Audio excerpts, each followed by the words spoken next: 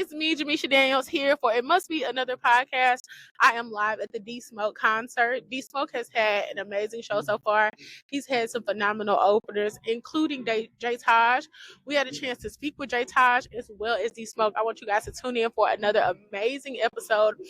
And I hope that if you have not been introduced to these artists, you start listening to them now, because not only are they prolific artists, they also have such a good sense of that regional sound from the West Coast that we all know and love. So without further ado, we're going to give you some amazing interviews. Show that I covered for Dallas, sir. Was your brother's show. Okay, sir. Yeah. So that was an amazing night. So it's been a pleasure to be able to see you today. Oh man, this is great. Right. So, you ready? All right. My mic on. Check. All right. Hello, everyone. It's me, Jamisha Daniels, and I'm here with the Inglewood native, the prolific, the amazing, the maestro, D Smoke. Hey, thanks. So, how you feeling? You fresh off stage? How you feeling? I'm high. You know, it's a beautiful feeling, natural high. Yeah. It's a beautiful feeling. You know, Dallas showed a whole lot of love tonight. People were singing the lyrics. People obviously checked out the new album and stuff. So I couldn't be more grateful. You feel me? Yeah, absolutely. And it's a pleasure to have you in Dallas. I heard that one of your openers mentioned that he was at one of your shows, and then he ended up being an opener for you. So how does that make you feel that you can bring someone from being a fan to someone who's living out their dreams? Like, you're that big of an inspiration. That's beautiful. I mean, that's how I started. You know what I'm saying? Like, we opened up for Kendrick Lamar in 2011 when he was doing venues the same size. You know, now if it ain't a football stadium, he ain't stepping in there. You know, so but to be able to bring people on and put them on track for growth and success and just learning, you know, that's the main thing. As long as you keep learning and applying what you learn, you know, your career can grow and flourish. So. Absolutely. Do you have any like Dallas artists that you have on your radar right now? You gotta put me up on them, to be honest. Okay. So I'm gonna give you some of my faves. One of them, Jason Lyric. I think you would love him. Okay, Jason Lyric. Yes. He had a viral song. It was Self Love. Okay, go. You may have heard him. Listen to him. How She Send You. I know that you love the regional sound. That man is preserving it. Okay. He can sound What's the like name? How She Send You. How She Send You. Yes. Okay, he did a song where he literally like connected Dallas and Houston. It was out in Swan, you know, preserving the Southern sound. Dope. But he can sound just like Pimp C. He just dropped a song called UGK Membership with Bun B. Hey. Crazy. Dope. Like insane. How She Sends You. Yes. Okay, How She Sends You. So I also want to ask you, I saw that you did an interview earlier this month where we were talking about the regional sound and how it's being lost. How are you, well, with social media, I guess you could say, how do you go about preserving the Inglewood sound within yourself? I know that that's a big part of you. Where you're from is a part of you. So how do you go about it? Gotcha. I mean, in the same way that the artists that you mentioned did by like getting with UGK, you said Sashi. How She Sends You. How She Sends You. Yeah. How She Sends You. Yeah. You know, big shout out to him, you know, as an artist, knowing to, you know, connect with the ones that came before you, you know what I'm saying, and build off of that. It's dope. You know, a lot of times people see music as a whole connected legacy. And so what legacy are you carrying on? So for me, that was, you know, connecting with DJ Battlecat and Snoop and Corrupt and those West Coast legends, you know, and Mac 10 and, you know, doing those things that show people which lineage I'm carrying on, you know. So as well as, you know, doing my own thing, making my own name, collaborating with my brother Sir, you know, because we're for sure our own movement in music. So but I think that's the main way you really show people what you're carrying on and what you stand for. Okay. I know that you talked about those collaborations. Who are some people that you want to collaborate with that you haven't already? Whether that means writing or doing a full song. Yeah. I want to do a song with Cole. Cole and Kendrick. Yeah. You know, and I also want to do a song with her. Oh, yeah, that would be beautiful. Yeah. Her is an incredible artist. I love her music. I love Daniel Caesar's music. So the R&B collabs are the ones I tend to enjoy doing, you know. So, yeah. Of course, because you have that amazing background, like you talked about, Absolutely. with your mother, and I also heard you talk. Well, I saw in an interview where you talked about your grandmother as well. Yes. So, what is something that they taught you in music that you make sure that you carry with you everywhere that you go when you evolve as an artist? My grandmother basically taught me do what you do. Mhm. Like she likes how I play keys, so she Yeah. like play how you play. Yeah. You know, she plays like somebody from the 1940s, 50s. You know, like she play that. You know, she play that stuff. You know, and I sit down and be like, you know, we call her Bambama. We be like, Bambama, show me that. How you do that? She's like, oh baby, this is what I do. You know, she won't even teach you. Like somebody to take the recipes with them to the grave. But she's like, you play. But if that main lesson is do what you do, you know, and be authentic, be true to yourself. Yeah, absolutely. I come from a musical family as well. I can't sing. They didn't teach me anything, so I can relate to that. But I have like great aunts who kind of they do that same little. It's just it's a certain like They come from it. like it's just so rich to see like my great aunt when she would play the keys, she would kind of like do a hand and kind of hit it. I'm like, doing it.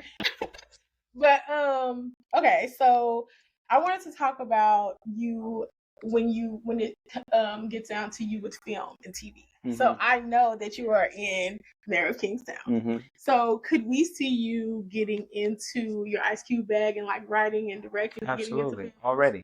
Absolutely, yeah. I have a book that's written that we're adapting as a screenplay, and then another script that I'm working on. So definitely. Can we get a little bit more about it? Well, the book is called Vivid Isaiah. It's about a kid with a vivid imagination who, on his first day out of new high school, gets harassed by these bullies just for standing up for somebody else. And after being humiliated, you know, by the bullies, the person he was defending turned out to be a representative from a parallel universe, like another realm. So it's like if Straight Outta Compton met The Matrix. You know what I'm saying? A hood sci-fi, so to speak. So yeah, I think that that's absolutely needed because you know I think if there's anything that we learn, especially with Sinners coming out this year, is that we want to see these different stories. Yeah. So we definitely look forward to that coming out. Thank you. And I know that you like to have creative control over so many things, like you talked about your character, and how you kind of gave Tasha Smith like, hey, we can make this. We don't have to make him a crip. Right. Yeah. So, you know, how do you want your character to evolve? On Mayor of Kingstown. Yeah. Man, I would love for him to get out of jail and stay out. But as much dirt as he be doing, I don't know if that's an option. Yeah. So, but I feel like when somebody is in jail the entirety of the season or the series, you're gonna get an in jail character. I think that the intensity of that environment forces you into more of a fight or flight kind of mode, which doesn't allow the character like to let his guard down, spread his wings, so to speak. You know. So I wish he could get out of jail, but I don't know if that's gonna happen any season soon. He be tearing shit up in jail. So Raphael be tearing shit up in jail. Trust me, my body gotta pay for it. I can be coming off set. Like how do you transition from like the character to going back into music? Like is there saunas, theme rooms, and you know, sound bowl sessions? Like I just gotta woosah from Raph. You know, Raph is a heavy character. Okay. He a G, you know, and it's easy to tap into it. It's like when you get mad. You can get mad like that. Coming down from being mad is a process. Yeah. You know what I'm saying? So, but yeah, we do it. Okay. This is gonna be my last question. Okay. I know you off the stage. I'm gonna let you decompress and relax. What is next for D-Smoke? This tour is it right now, and then probably another season of Mayor of Kingstown. But we just waiting and seeing. So okay. We it's like a boxing match. I'm focused on this opponent right now. Okay. And then, but you know we got plenty of music that we want the world to see. Lots of music is gonna come out. We're dropping another project next year. The deluxe of Wake Up Super is gonna come out, and then work on this book. Okay. Yeah. I want to see the work on the book, and I also want for you to give those artists who, like we talked about, give them just 3 hits of advice. Like, what would you do to tell them to excel? Something real quick. If you just elevator pitch, if they was like, "Hey, man, I need to know. Please help me. Hey, it's always about honesty and authenticity in the music. Create visuals so people can see you, and then create in-person experiences so people connect with you. If you're doing those three things consistently, and if even if your following is 10 people, start in a room that fits 9. Okay. If your following is 50 people, go to a room that fits 30. So that you can pack people into these spaces and so they can meet, like-minded people, because your music is connecting an audience. So yeah, but so those three things. All right, absolutely. Well, thank you so much for taking Absolute the time pleasure. to speak with me. Once again, this is Jamisha Daniels. I'm here with D Smoke, and we are signing out. Hey, So it is me, Jamisha Daniels. I am here with DJ Taj. J Taj just got off stage. He killed it. He opened up for D Smoke. Yeah. We're here live in Dallas. Taj, how are you doing? J Taj, how are you today? I'm so blessed. Yes. Grateful. Grateful is definitely the energy. Gratitude is the attitude, if you will. Yeah. So I think that your stage presence was absolutely amazing. I love that you went out and you made sure that you engaged with the crowd. How important is it to have that stage presence, especially as an artist who's still getting their footing? Yeah. I think that two different questions there. I think stage presence, I'm a little older than the average breakthrough artist right now. I'm in my 30s and I came up my first few years in hip hop was during a time when the internet wasn't as resourceful as it is now. So really the only way to make a play or get a move going is to get out and perform. So I have more experience performing than I do even in the studio. I've been performing for a long time in a lot of different capacities as an artist, as a dancer, as an instrumentalist. And so my familiarity with the stage is very sharp. And I find that to be incredibly important. And it kind of shows in some of the younger artists that are breakthrough artists with huge audiences who don't have a lot of experience on stage. So in my opinion, this is business. And if I'm doing a transaction with the fans to pay money to come see me, they should have an experience that is worth their dollars. And then to the other point of going into the crowd, in the famous words of my homeboy Lil Russell, in order to build a community, you got to be in the community. Absolutely. And I think that the era of having a barrier between the audience and the artist is going away. Right. And so I want to show that I'm comfortable in these spaces with my people. I'm nothing without the community that stands in those audiences and exchanges this energy with me. And so I shouldn't be afraid to get in those spaces with them. And it's a bit unorthodox, but I mean, other genres have been doing it for generations.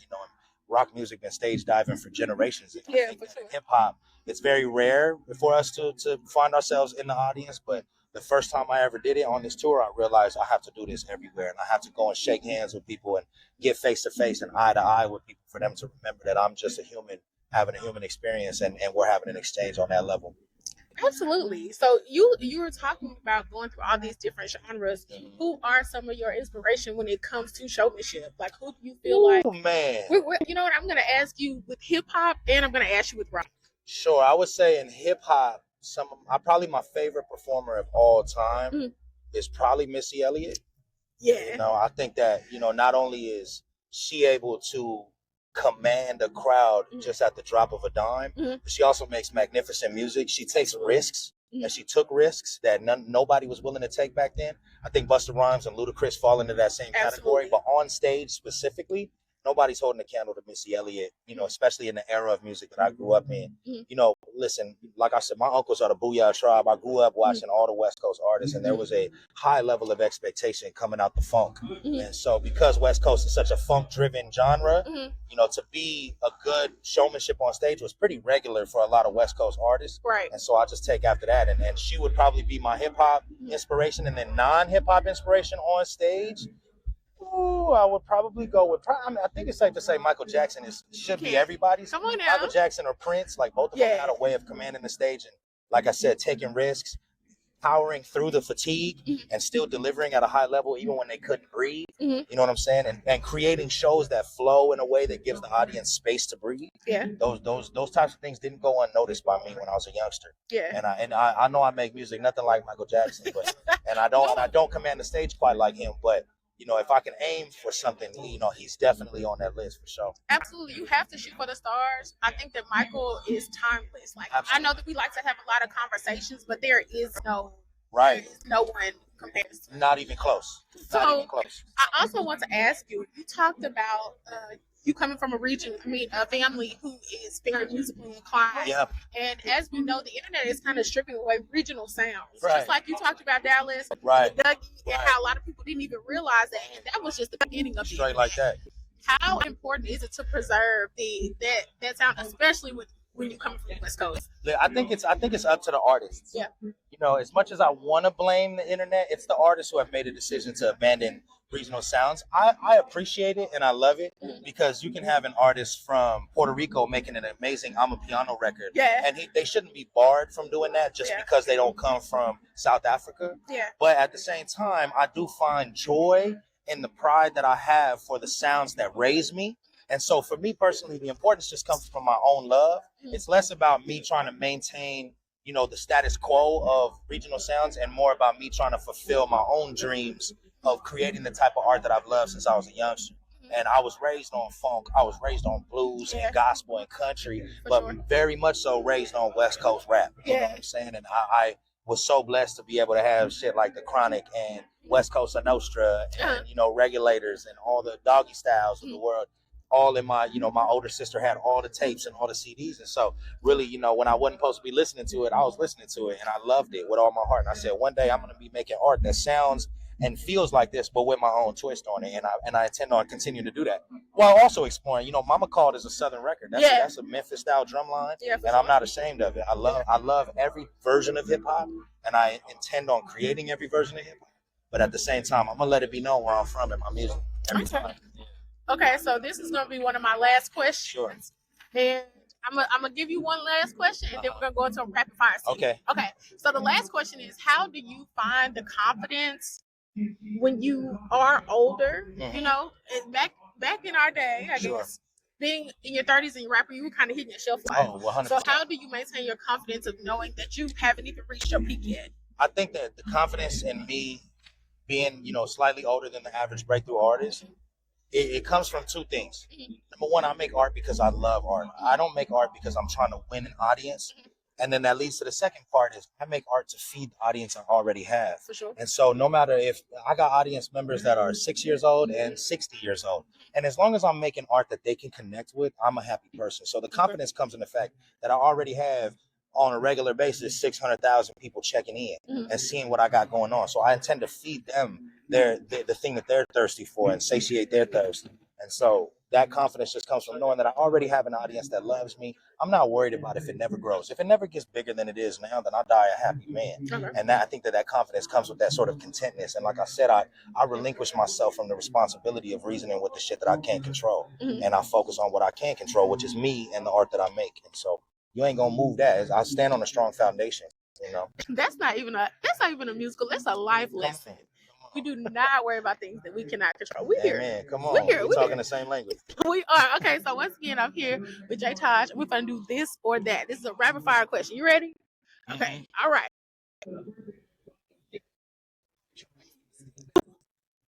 No. What you mean? Oh, the thing is moving? Oh, girl, you got to turn it off. Sorry. Girl, I've been using some force. It's moving with you. It was doing this. It's cool. Yeah, it's all good. Okay. It's part of the story. And we all too. We all just making sure, because I was like, dang, you rolling barrels and shit. Okay. What the fuck is it doing? Okay. All right, we're back. We're here with J Taj. It's me, Jamisha Daniels. We're actually doing this for my podcast. I named it Must Be Another Podcast. I love that. News you can use from a journalistic view. Come on, talk your shit. This is the rapid fire question. You ready? I'm ready. Okay, we're gonna do it West Coast edition. All right. Okay. Randy's Donuts or Roscoe's Chicken and Waffles? Roscoe's. Okay. Regina King or Issa Rae? Issa Rae. Ice Cube or Warren G? Warren G. I love you. Okay. Nate Dogg or Dub C? Nate Dogg. Okay. Okay, last one. Kendrick. I didn't say. Okay. So this concludes our interview. Yes. I appreciate you so much. Oh, the gratitude is mine, sis. Thank you. I appreciate killed it. this entire night. Once again, we are live in Deep Ellum, Texas. I'm Deep Ellum. Jamisha Daniels. This is J Taj, and we are. Thank you. Gratitude.